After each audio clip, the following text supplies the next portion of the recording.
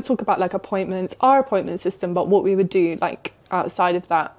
So I'm a care navigator, so essentially I'll triage the call in the morning. So they'll say that they've got colds, coughs, or something along the lines of like a 12-year-old with ear pain. What would be your advice as the first step they should do?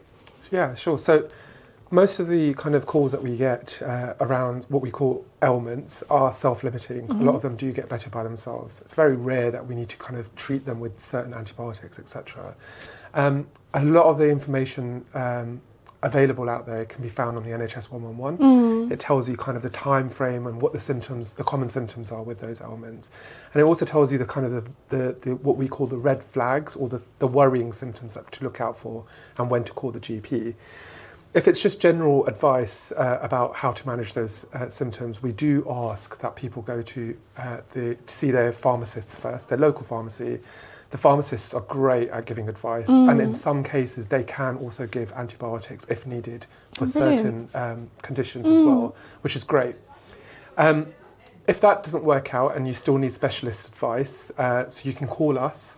We've dedicated between the hours of 8 o'clock and 10 o'clock between Monday and Friday, where there is a clinician available. So you, as a care navigator, will take the phone call. Yeah. You guys are great at asking all the relevant questions, finding out the bits and bobs that we need to know as clinicians, and then we can give kind of more specialist advice. By us dedicating that time, it makes sure that the patients that are contacting us gets the best advice, and then we can then decide whether they need to be seen face to face on the same day, whether they need further investigation, like blood tests or X-rays if needed, and we can organise all of that. Do you mind if we go into a bit more detail about like what 111 is? Because essentially a lot of the time for me, after 10 o'clock, I'll be advising a lot of patients to call 111 or to go to the urgent care centre. So if you could just explain like why we do that essentially. Yeah, so a lot of the appointments can get booked up quite quickly.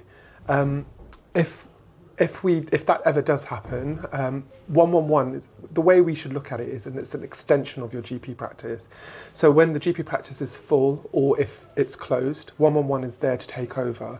It's a phone line that you can call. You can get advice for both physical and mental health problems.